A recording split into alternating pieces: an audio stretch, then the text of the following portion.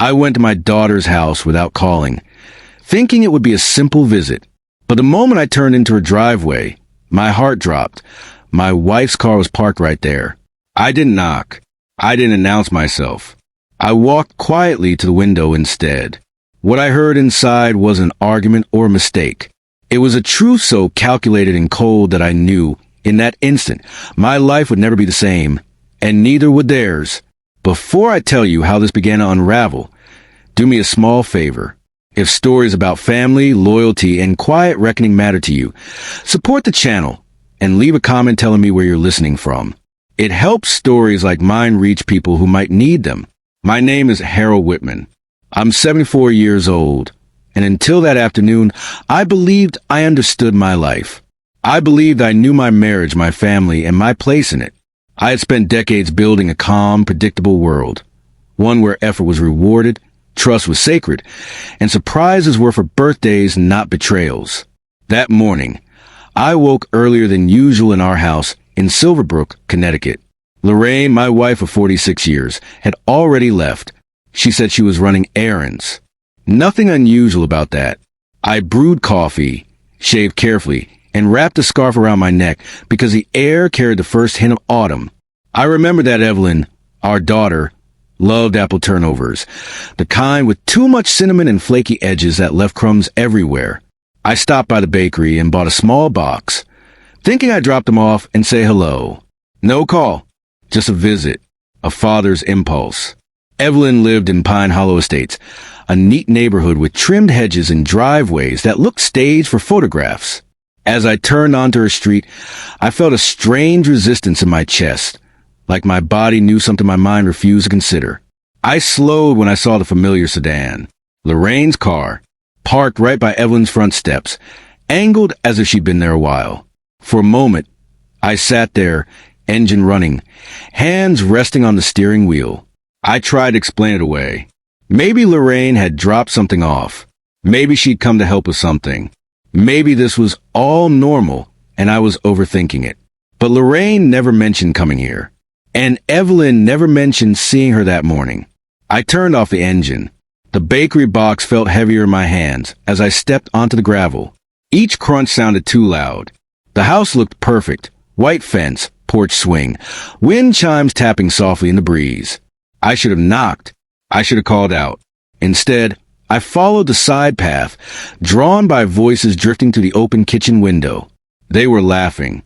Not polite laughter. Not the kind you share with family out of habit. This was relaxed, intimate, unguarded. Lorraine's voice came first, warm and teasing.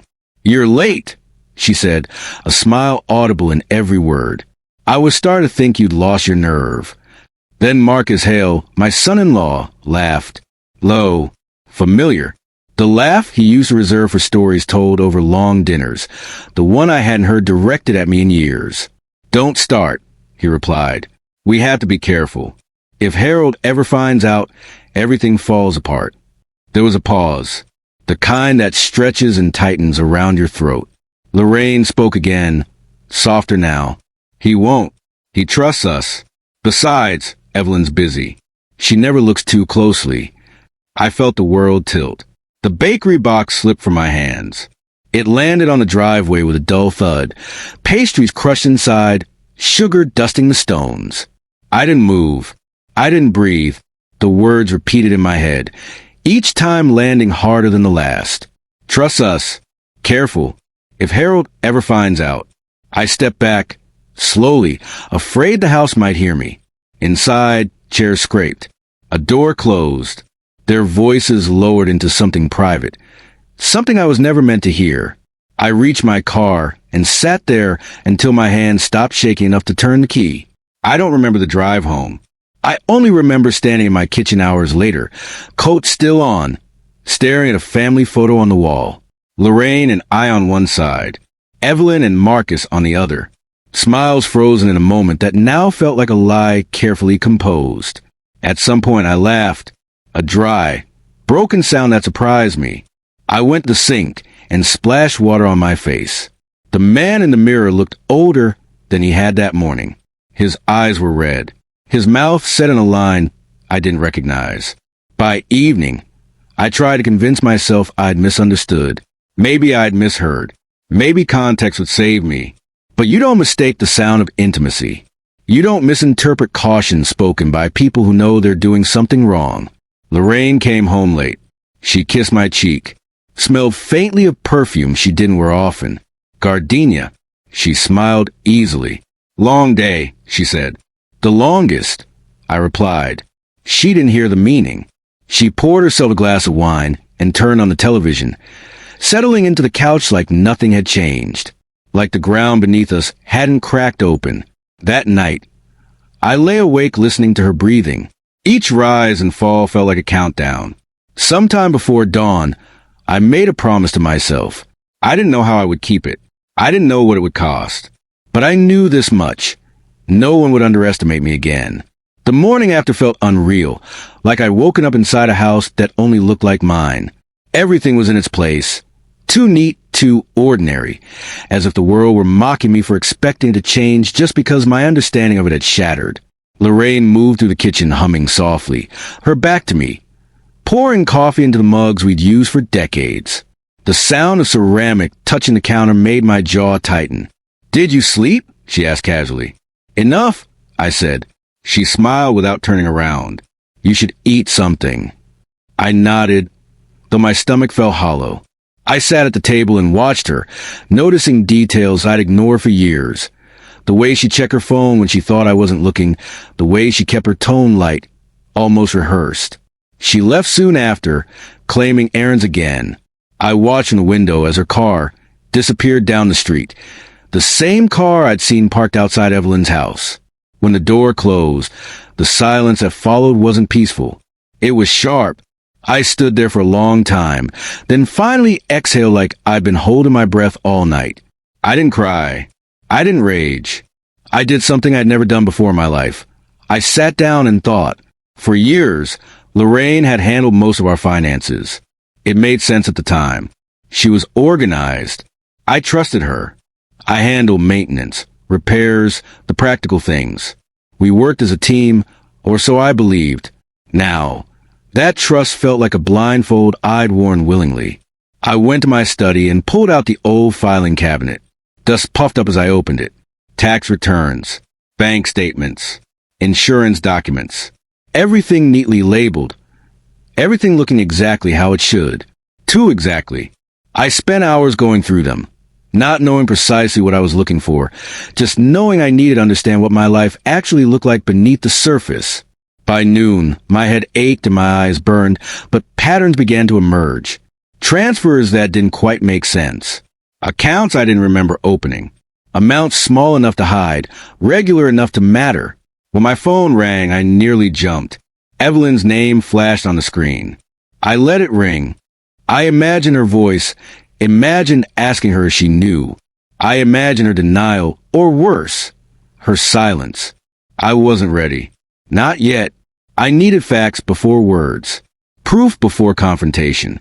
The phone stopped ringing. A few minutes later, a message came through. "Dad, are you around later?" Mom said she might stop by. My chest tightened.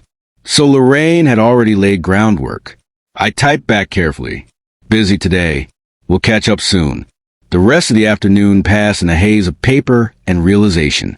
This wasn't just an emotional betrayal. It was structural, methodical. There was a rhythm to it that suggested planning, not impulse.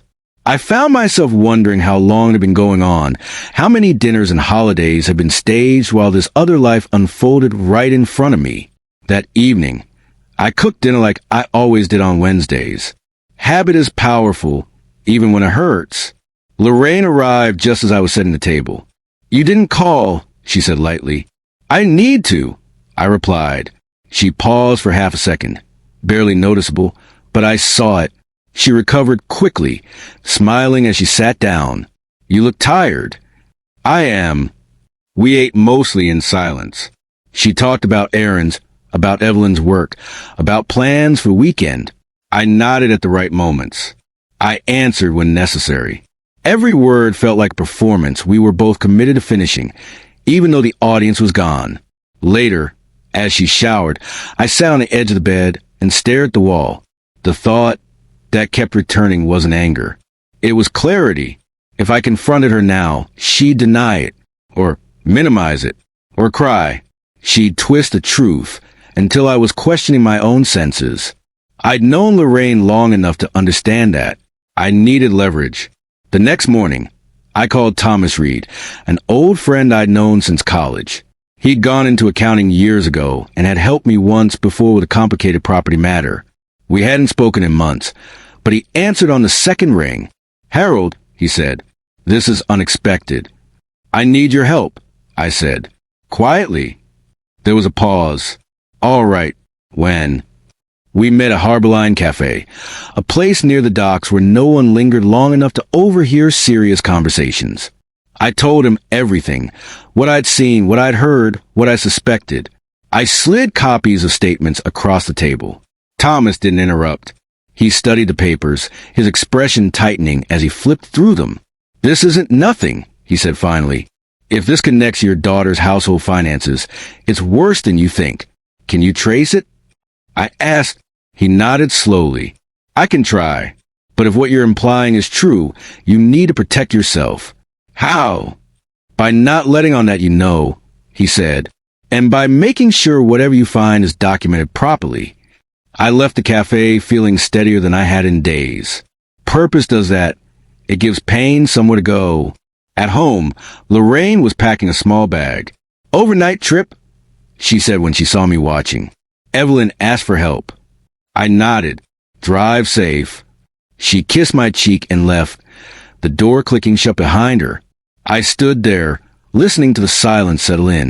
Then I went back to the study and opened my notebook, the one I bought years ago and never used. On the first page, I wrote a single line. "What's mine?" Under it, I began listing everything I could verify. Accounts, properties, policies. Each item felt like reclaiming a piece of myself I'd misplaced over the years. That night, I slept for the first time since Pine Hollow Estates. Not because I felt safe, but because I felt ready. Whatever this was, whatever they thought they were hiding, I would see it clearly. And when the time came, they would understand just how badly they had misjudged the man watching quietly from the window. By the time Lorraine returned the next evening, something inside me had shifted. Not hardened, focused. The kind of focus that comes when denial burns away and leaves only facts behind. She brought leftovers from Evelyn's house, chatted about how tired she was, how Evelyn had been stressed lately. I listened the way I always had, nodding at the right moments, asking small questions that sounded like care. Inside, I was measuring every word. That night, after she fell asleep, I lay awake staring at the ceiling, replaying what I'd overheard at the window. The way Marcus had said my name, not with guilt, with calculation. That detail mattered more than I wanted to admit. It meant this wasn't some reckless mistake. It was managed, contained, and that meant there were layers I hadn't uncovered yet. The next morning, Thomas called. "I've started tracing the transfers," he said. "Nothing illegal yet, but there's something odd." "Define odd." "Money moving in circles," he replied. "Accounts that send and receive just enough to blur the trail. It looks deliberate." "How long?" "At least 2 years," he said. "Possibly longer." 2 years. I thanked him and hung up, sitting in silence for a long time. 2 years of smiles. 2 years of shared meals. 2 years of my wife and my daughter's husband building something behind my back, while I played the part of a man who trusted his family. That afternoon, Evelyn came by unannounced. She stood in the doorway with that familiar half-smile, the one she perfected somewhere between adolescence and adulthood. "Dad," she said, "you didn't answer my calls." "I've been busy," I replied, stepping aside to let her in. She looked around the living room as if checking whether anything had changed. Nothing had. That was the point. "How are you?" she asked, sitting on the couch. "I'm fine," I said. "How's work?" She launched into a rehearsed update. Deadlines, co-workers, a project that sounded important but empty. I watched her hands as she talked. She fiddled with her ring when she was nervous. Always had. Right now, she was nervous. "Mom mentioned you stopped by last week," she said casually. "At the house." I kept my tone neutral. I did. She didn't say much about it, Evelyn added. I wasn't home. No, I said. You weren't. There it was. A flicker. Just enough to confirm what I suspected. She knew something. Maybe not everything, but enough. You should call before coming over, she said lightly. Just so we know. I raise you, I replied. I don't need permission to knock on a door. Her smile tightened. I didn't mean. I know what you meant, I said. You want control over the narrative. She stared at me, surprised. Then she laughed. A quick sound meant to smooth the moment.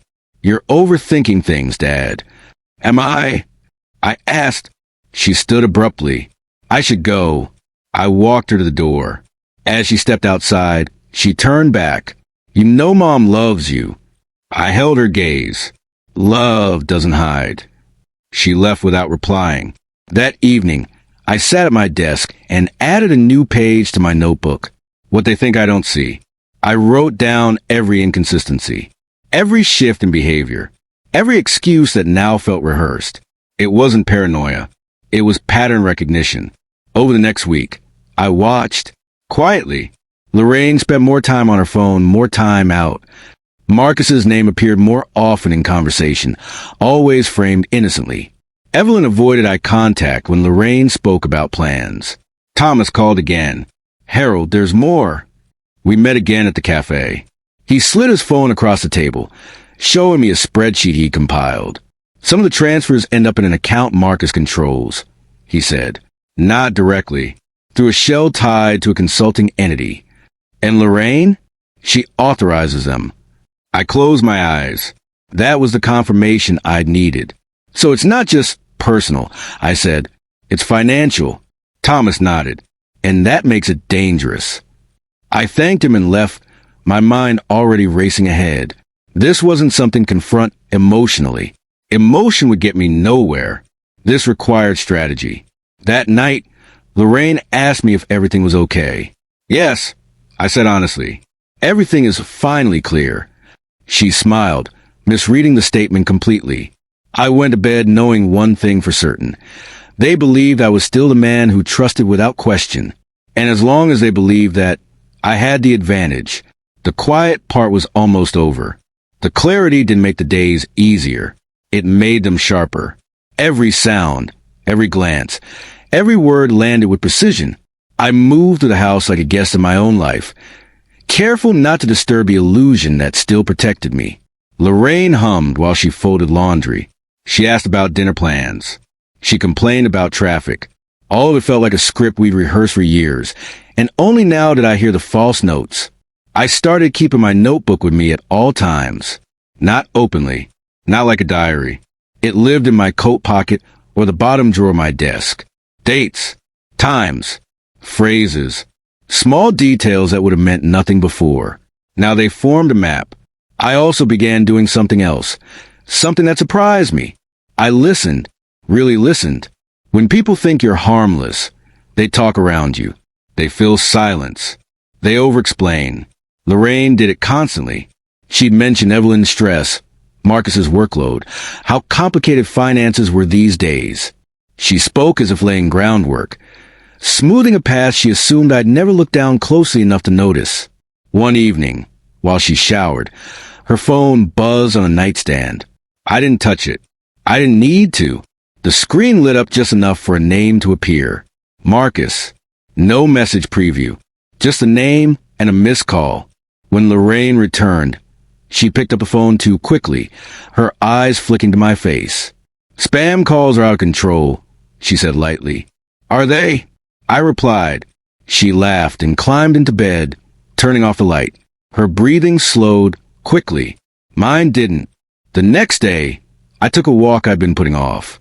I drove past Pine Hollow Estates and parked a block away.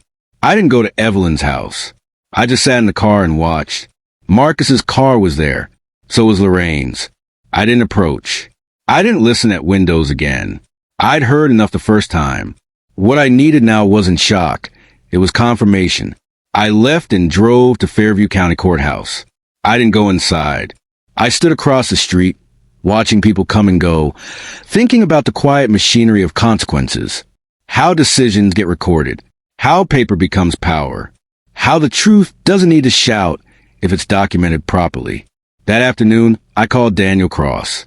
He answered with a professional calm that immediately steadied me. I told him I wanted a consultation. No details over the phone. We scheduled for 2 days later. When I hung up, I felt something unfamiliar. Anticipation. The meeting took place in a building that smelled like old books and furniture polish. Daniel was younger than I expected, with steady eyes and a voice that didn't rush. "Tell me what brings you here," he said. I did. Not dramatically. Not emotionally. I told him what I'd seen, what I'd heard, what had been uncovered financially so far. I slid copies of documents across his desk. He read carefully, then leaned back. "You're not wrong to be cautious," he said, "if what you're describing is accurate. This isn't just a marital issue. It's a breach of trust with legal implications. I don't want to explode my family," I said. He nodded. "Then don't. Prepare instead." He explained options: separation, asset protection, documentation, timing.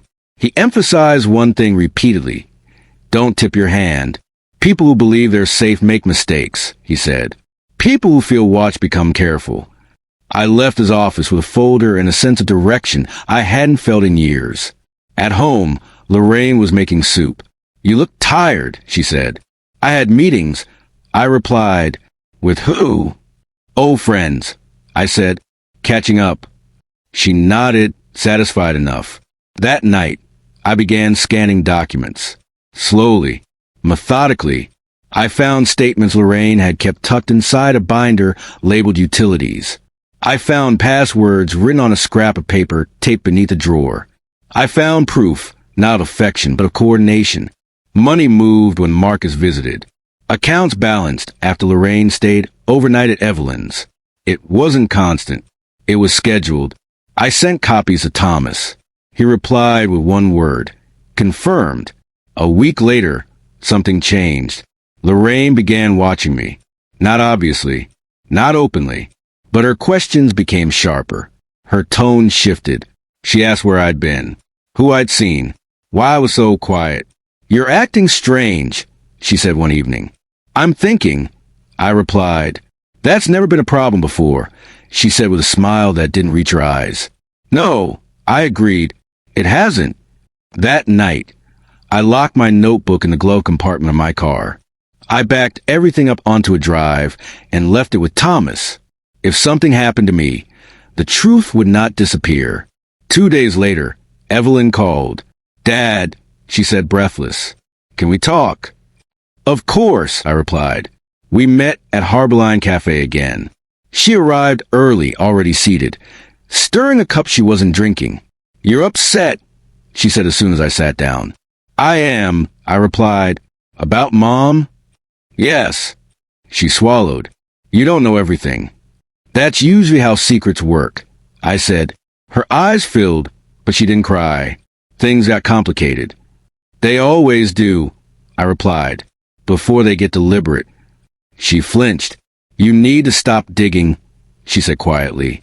"You're going to hurt people." I leaned back. "Who?" She didn't answer. "Evelyn," I said gently, "I'm not trying to punish anyone. I'm trying to understand why you thought this would never reach me." Her jaw tightened. "Because you don't see us. You see a version of us you're comfortable with. And you see me as what?" I asked. She looked away. "Safe." I nodded slowly. "Then you made the same mistake they did." She stood abruptly, tears finally spilling. "Please, just stop." I watched her walk away, feeling the last threads of doubt dissolve. That night, Lorraine confronted me. "You went to see Evelyn," she said flatly. "Yes." "She's upset." "I imagine so." She stepped closer. "What are you doing, Harold?" I met her eyes. "I'm paying attention." She laughed, sharp and defensive. "You're imagining things." "Am I?" I asked. "Or are you afraid I'm not anymore?" Her face went pale. For a moment, neither of us spoke. Then she turned away. I'm tired, she said. We'll talk later. But later never came. The next morning, I filed paperwork with Daniel. Not divorce. Not yet. Protection. Accounts were flagged. Assets documented. Access controlled. When Lorraine discovered it, she didn't scream. She went very quiet. And that silence told me everything I needed to know. They were cornered. And people who believe they still control the story are about to discover how loud the truth becomes when it finally stands up on its own. Lorraine didn't speak to me for 2 days after she discovered the paperwork. Not a word. She moved through the house like a shadow. Efficient, silent, careful. She cooked. She cleaned. She avoided my eyes. The silence between us was heavier than any argument we'd ever had. It wasn't the silence of reflection. It was a silence of calculation. On the third morning, she broke it. I assume you think you're very clever, she said, standing in the doorway of my study. I didn't look up from the papers I was reviewing. I think I'm finally paying attention. She crossed her arms. You're overreacting. You've let your imagination run wild, and now you're dragging everyone into it. Everyone. I asked calmly. Or just the people who benefited from me not looking too closely? Her jaw tightened. You don't understand how complicated things became. I understand enough, I replied. Enough to know it didn't happen by accident. She laughed then, but there was no humor in it. You always wanted to be the quiet hero, Harold. The patient one. The reasonable one. Well, reason cuts both ways. Does it? I asked, because from where I'm standing, it seems to be catching up to you. She stared at me for a long moment, then turned and walked away. I heard her bedroom door close softly. That afternoon, Thomas called. They're scrambling, he said. Transfer stopped. Accounts frozen. Someone tried to move funds yesterday and hit a wall. I closed my eyes briefly. Good. Be careful, he added. When people lose access, they panic. He was right. That evening, Marcus showed up at the house. Not with Evelyn. Alone. I saw his car pull into the driveway through the living room window. Lorraine stiffened immediately. She stood up too quickly, knocking her chair back. I'll handle this, she said. No, I replied, standing as well. You won't. She hesitated, then stepped aside. I opened the door before Marcus could knock. He looked different up close, less confident. The smile he tried to wear didn't quite settle. Harold, he said, can we talk? We can stand, I replied. His eyes flicked past me toward Lorraine. I think this is all a misunderstanding. Then you won't mind clearing it up? I said evenly. He swallowed. You're putting Evelyn in a difficult position. I leaned closer, just enough for him to hear me clearly. You put her there when you decided I didn't matter. That wiped the smile away. Look, he said quietly. Things went further than they should have. But no one meant for you to get hurt. I nodded slowly.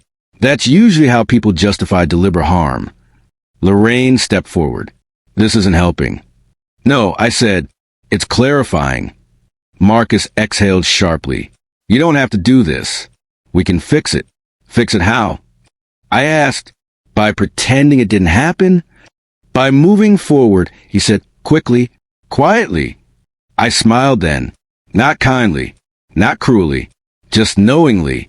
You've mistaken my silence for ignorance. That's the problem. His face flushed. You think you're in control now? I am, I replied, because I stopped needing your cooperation. He took a step back. You're going to regret this. I held the door open wider. You should go. He hesitated, then left without another word. That night, Lorraine didn't come to bed. The next morning, I received an email from an unfamiliar address. No greeting. No signature. If you don't stop what you're doing, Evelyn will suffer the consequences. I stared at the screen for a long time, then forwarded it to Daniel. Within an hour, he called me. They've crossed a line, he said. Save everything. Don't respond. I didn't, but I did something else. I called Evelyn. She answered on the third ring, her voice tense. Dad, are you safe? I asked. Yes, she said quickly. Why? Because someone thought threatening you would control me, I replied. Silence. Dad, what have you done? She whispered. I've stopped pretending. I said, and you need to listen carefully. Whatever they're telling you, whatever pressure they're putting on you, it ends now. She began to cry. I never wanted this. I believe you, I said, but wanting doesn't undo participation. She didn't argue. That evening, Lorraine packed a bag. I'm staying with Evelyn, she said flatly. That's wise, I replied. She paused at the door. You think you won something. I think I protected myself, I said. There's a difference. She left without another word. The house felt larger after she was gone. Quieter, safer. 2 days later, Daniel filed motions I hadn't expected to happen so quickly. Asset mismanagement, undisclosed transfers, breach of fiduciary responsibility. Lorraine's lawyer responded within hours. It began. The first hearing was scheduled for the following week. Lorraine arrived with Marcus, not Evelyn. That told me everything. Inside the courtroom, I sat calmly beside Daniel. Lorraine wouldn't meet my eyes. Marcus stared straight ahead, jaw clenched. Their attorney painted a picture of confusion, stress, miscommunication, suggested I was acting emotionally. Daniel didn't raise his voice. He simply placed documents on the table. Dates, amounts, signatures. The room shifted. When Lorraine was asked to explain the transfers, she faltered. When Marcus was questioned, he contradicted himself. The judge took notes. Outside, Marcus cornered me. You're destroying your family, he hissed. I met his glare. You did that. I'm just refusing to carry it for you. Lorraine watched from a distance, her face unreadable. That night, alone in my house, I sat at the kitchen table and realized something important. I wasn't afraid anymore. Not of being alone. Not of losing the image of my family. Not what they might say next. I'd already lost the illusion. Everything else was just noise. And the quieter I became, the louder the truth seemed to get. They thought they'd planned for everything. They hadn't planned for me to stop playing my part. By the time the second hearing was scheduled, the story had stopped belonging to them. It had moved beyond whispered conversations and private threats into something colder, sharper, and far less forgiving. Paper trails have a way of doing that. They don't argue. They don't flinch. They simply sit there, waiting to be read. Lorraine didn't come home after the first hearing. She didn't call either. Evelyn did once. Late at night. Her voice was small, almost childlike. Dad, she said, Marcus says you're trying to ruin him. I closed my eyes slowly. Marcus ruined himself. He says you're exaggerating, she continued. That you're angry and... Stop, I said gently. Listen to me. I am not angry. I am careful. There's a difference. She was quiet for a long moment. Mom scared. I imagine she is, I replied. So am I. But fear doesn't change facts. The call ended without resolution. That was becoming a pattern. A week later, the pressure escalated. I received a formal notice requesting a psychological evaluation, filed by Lorraine's attorney. The implication was clear. If they could paint me as unstable, everything I'd done could be questioned. Accounts reopened. Authority undermined. Daniel wasn't surprised. This is a common tactic, he said during our meeting. They don't have facts, so they'll question capacity. Will it work? I asked. He smiled faintly. Not if you cooperate. I agreed to the evaluation immediately. The appointment was set with Dr. Helen Moore, a forensic psychologist with a reputation for thoroughness and neutrality. I arrived early, dressed carefully, documents neatly organized in my briefcase. Not to impress, but to demonstrate something simple. I was present, aware, grounded. The evaluation lasted nearly 3 hours. She asked about my childhood, my career, my marriage. She tested memory, logic, decision-making. She asked why I'd taken the steps I had. Because I was lied to, I said, repeatedly. And because I realized silence was costing me more than truth ever could. She nodded, jotting notes. When it ended, she looked at me steadily. I'll submit my report to the court, she said. but I see no evidence of impairment. I thanked her and left, feeling lighter than I had in weeks. The report was devastating for Lorraine's case, not because it attacked her, but because it removed her last shield. With my capacity affirmed, the focus shifted back where it belonged. Money, motive, coordination. Daniel uncovered more than we expected. Several of the transfers tied back to a business Marcus had quietly set up 2 years earlier. One Evelyn claimed to know nothing about. The money funded investments, travel, and an apartment I'd never seen. Lorraine's signature appeared on authorization forms. Not once. Repeatedly. When confronted with the documents, Lorraine broke. Not in court. At home. She showed up unannounced one evening, standing in the doorway with red-rimmed eyes and shaking hands. "You're enjoying this," she accused. "No," I replied calmly. "I'm enduring it." She laughed bitterly. "You think you're so righteous. You never saw me. You never listened. I met her gaze. You never spoke. That's not fair." "Neither was what you did," I said quietly. "But fairness stopped matching the moment you decided I didn't deserve the truth." She sank into a chair, sobbing now. Real sobs. The kind that come when performance finally collapses. "I didn't plan for it to go this far," she whispered. "Marcus needed help. Evelyn was struggling. You chose," I interrupted gently, "over and over. And you never chose me." She looked up then, eyes hollow. "What do you want?" The question startled me, not because I didn't know the answer, but because I'd finally allowed myself to ask it. "I want my life back," I said. "Not the one we pretended to have. The real one." She nodded slowly. "And me? That's not something I could decide alone," I replied. She left an hour later, quieter than she'd arrived. The next day, Marcus was served with additional filings. Fraud, misrepresentation, conspiracy to conceal assets. His lawyer requested a continuance. The judge denied it. Pressure does something interesting to people. It reveals priorities. Marcus turned on Lorraine within a week. Emails surfaced. Angry, accusatory, panicked. He blamed her for authorizing transfers. Claimed she'd promised protection. Claimed she'd assured him I'd never notice. Those emails made their way into the record. Evelyn stopped calling. The third hearing was brutal. Marcus took the stand first. He spoke confidently at first, until cross-examination. Dates didn't line up. Stories shifted. Documents contradicted him. Then Lorraine testified. She tried to frame herself as misguided, overwhelmed, acting out of love for her daughter. Daniel's voice remained calm as he asked his questions. "Did Mr. Hale ever suggest your husband wouldn't find out?" "Yes." "Did he encourage secrecy?" "Yes." "Did you continue anyway?" She hesitated. "Yes." The courtroom went silent. Outside, cameras waited. Reporters whispered. I didn't speak to any of them. I went home and sat in the garden, listening to the wind move through the trees. That night, I slept deeply. For the first time since Pine Hollow Estates, my dreams were quiet. The ruling came 3 weeks later.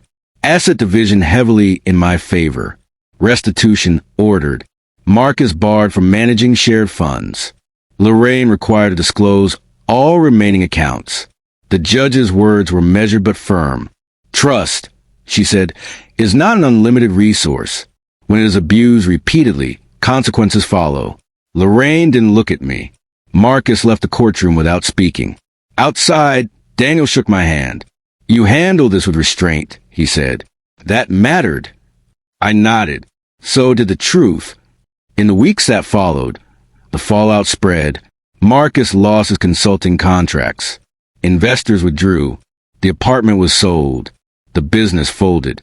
Lorraine moved into a small rental across town. Evelyn reached out once by email. I don't know who to blame anymore. I replied simply, start with honesty. Months passed. The house felt different. Not empty. Honest. I reorganized my life slowly. Deliberately. I changed passwords. Updated documents. Took long walks in the morning air. One afternoon, Thomas visited. You did the right thing, he said. I did the necessary thing. I replied. Those aren't always the same. He smiled. That evening, I sat at my desk and closed a notebook I'd kept for months. Every page filled, every question answered. I placed it in the drawer and locked it. The quiet had returned. But this time it wasn't ignorance. It was peace earned the hard way. And whatever came next, whatever apologies, whatever regrets, I knew one thing for certain. No one would ever mistake my silence for weakness again. The silence that followed the ruling wasn't empty. It was deliberate, heavy, the kind of quiet that settles only after something irreversible has happened. Lorraine didn't call. Marcus vanished entirely. Evelyn stayed away, caught somewhere between guilt and paralysis. I let them all have their distance. I needed it too. For the first time in decades, my days belonged entirely to me. I woke early, not out of habit or obligation, but because my body wanted to. I walked the same streets of Silverbrook I'd lived on for years, noticing details I'd overlooked before. The way the light hit the old brick library in the morning, the sound of leaves scraping pavement, the smell of bread drifting from the corner cafe. It felt like returning to a town I'd never truly lived in, despite all those years. Friends reached out cautiously at first. Some didn't know what to say. Others said too much. I accepted the concern without feeding the gossip. I had no interest in explaining myself anymore. The truth was already written down in places that mattered. Daniel called occasionally to update me on loose ends, final transfers, confirmations, closures. Each call felt like another door quietly clicking shut. One afternoon, I received a letter from Marcus's former business partner. It was apologetic, embarrassed. He explained he'd been unaware of the full situation and wanted to express regret for unintentionally being part of something dishonest. I folded the letter and placed it in the drawer with the others. It wasn't forgiveness I was collecting. It was closure. Lorraine reached out 3 months later. Not by phone, by mail. Her handwriting was the same, precise, careful, unmistakably hers. Harold, I don't know if you'll read this, but I need to write it. I've had time to think. Too much time, maybe. I won't excuse what I did. I won't pretend I didn't know what I was choosing. I just want you to know that I see now what it cost you. And me? I don't expect reconciliation. I don't even expect a response. I just needed to say I'm sorry. I read it twice. Then I placed it back in the envelope and slid it into the file. I didn't reply. Not because I was cruel, but because apologies offered after consequences aren't the same as accountability. Sometimes silence is the most honest response. Evelyn didn't contact me again until autumn. She showed up at the house one afternoon, standing on the porch like a stranger. Her face was thinner, her eyes tired. I didn't know if you'd answer, she said quietly when I opened the door. I didn't know if you'd come, I replied. We sat in the living room, the space between us filled with things neither of us knew how to say yet. She stared at her hands. I feel like my life collapsed overnight, she said. It didn't collapse, I replied gently. It was revealed. She winced. That doesn't make it easier. No, I agreed, but it makes it real. She looked up at me then, really looked at me, and something in her expression softened. I don't know who I am without them, she admitted. That's not a bad place to start, I said. We talked for hours. Not about blame. Not about reconciliation. About responsibility. About the difference between loyalty and complicity. About how silence can protect the wrong people if you let it. When she left, there was no promise made. No plan. Just an understanding that rebuilding, if it happened at all, would be slow and honest or not at all. That was enough. Winter came early that year. I decided to sell the house. Not because it was painful, but because it belonged to a chapter that had ended. I found a smaller place near the water in Driftwood Bay, Maine. A modest cottage with view of the shore and a narrow desk by the window. I moved with only what I needed. The first night there, I slept better than I had in years. I began writing again, not notes, not evidence, but thoughts, reflections, observations.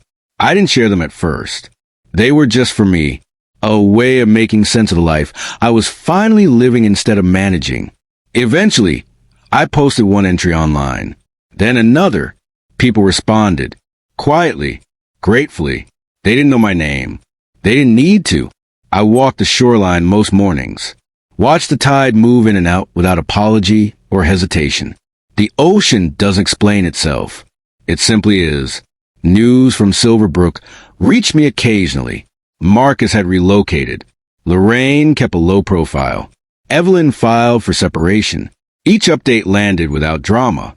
I felt no satisfaction in their losses. Only a distant acknowledgement that actions echo longer than people expect. One evening, as I sat by the window watching the sun slip into the water, I realized something that surprised me. I wasn't angry anymore. Not at Lorraine. Not at Marcus. Not even at myself. Anger requires attachment. I'd let go. What remained was something quieter. Stronger. Clarity. I'd learned that dignity doesn't demand confrontation. It demands consistency. That silence can be powerful when it's chosen.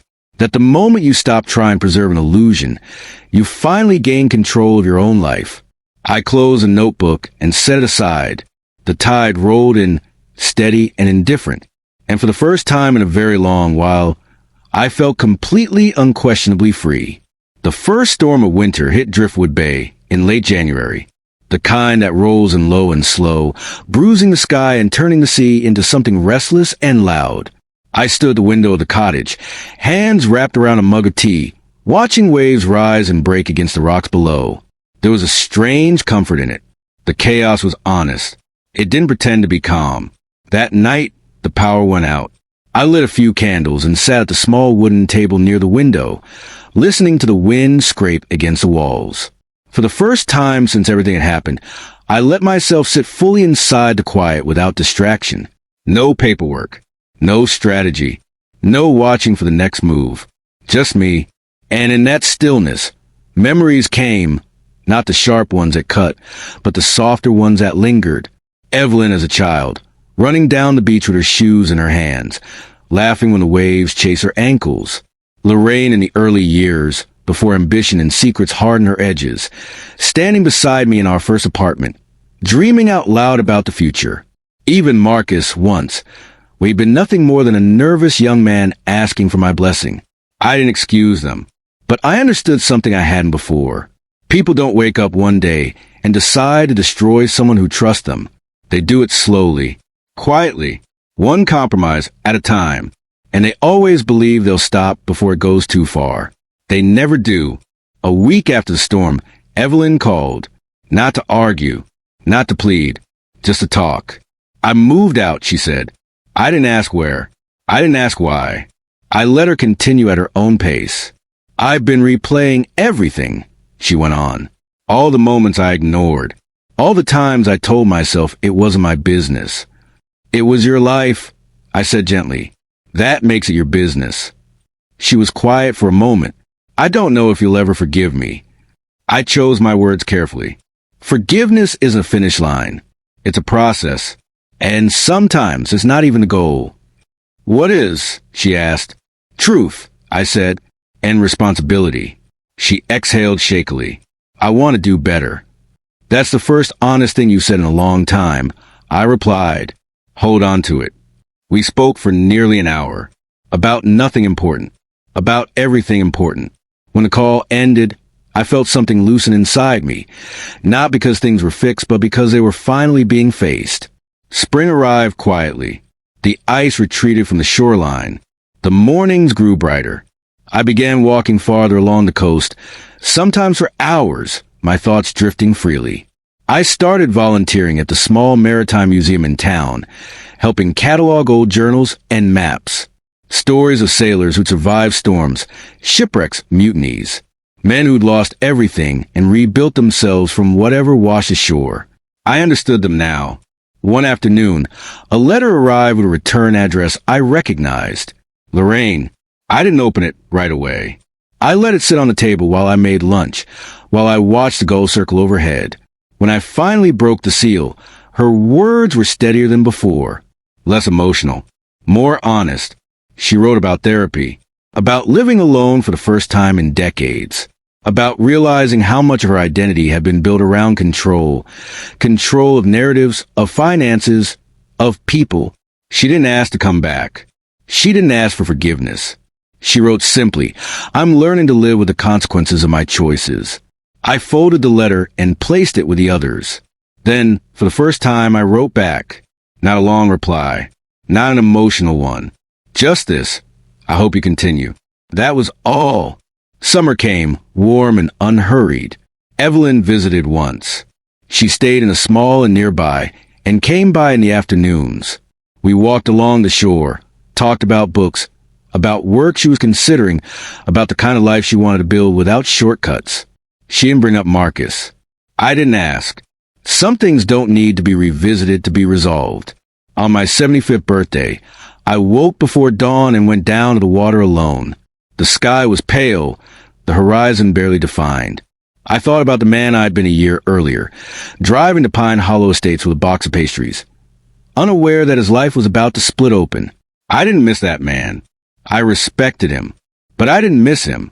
He had lived carefully, quietly, always placing others first. He believed that endurance was the same as strength. He was wrong. Strength, I learned, is knowing when to stop enduring. I returned to the cottage as the sun rose and made myself breakfast. Simple, uncomplicated.